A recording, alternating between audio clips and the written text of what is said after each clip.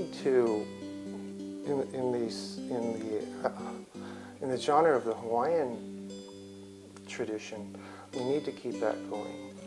So can you share with us some of the actual Lomi Lomi techniques? Because I know Lomi Lomi is different than massage in the hands-on techniques and the other techniques you use.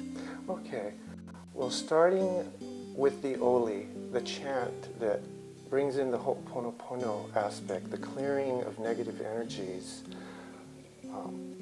making the way open for the cycle of giving and receiving, just being part of the healing energy. We also use some implements. We don't all, but some of us use pa'akai, Hawaiian sea salt, tea leaf, or taro leaf to help to clear the energies, to help recycle energies that don't serve, protection from negative energies.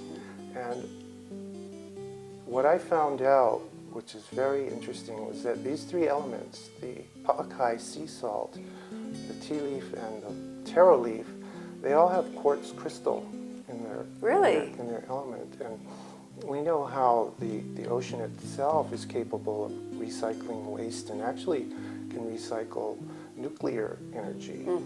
So these are elements that Hawaiians used in their ceremonies and their spiritual practices, and they knew a little bit about science too, apparently.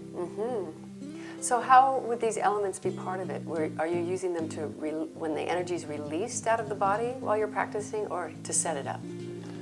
Well, not everybody uses the same thing, and some people might just use the ho'oponopono prayer for protection and guidance.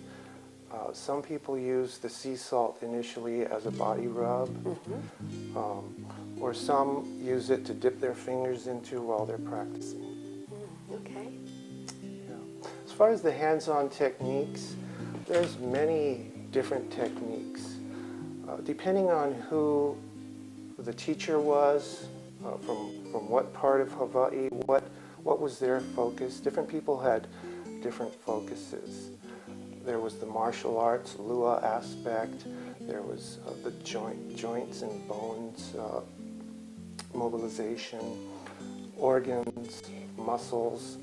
Some teachers focus more on certain things, but an aspect that I could share with you today is the mana'ola principle that was shared to me by a haumana of Auntie Margaret, Maka'ala.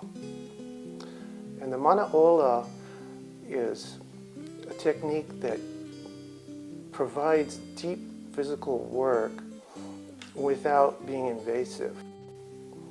And he explained to me the focus was on the iwi, the bones of the person, because we know that they knew that in the bones is where the DNA is formed. And there's so much going on there that gives us some clues as to why our Hawaiian ancestors really revered the bones a lot.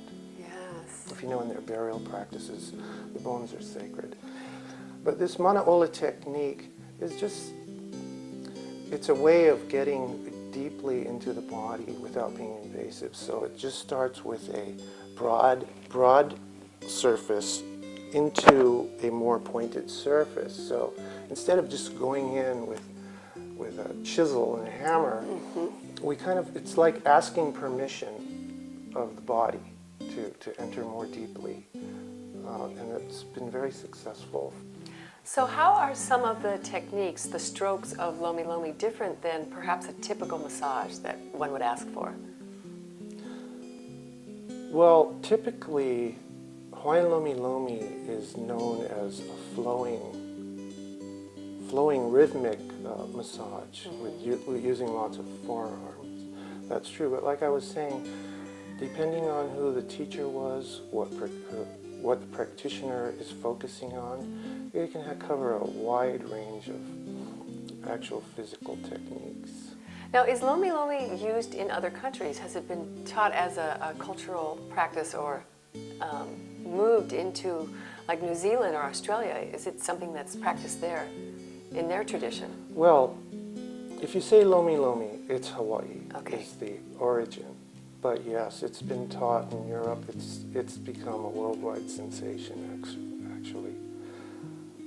The main thing that we want to say is that Lomi focuses on the whole person and their actualization of self, their relationship with others and with spirit.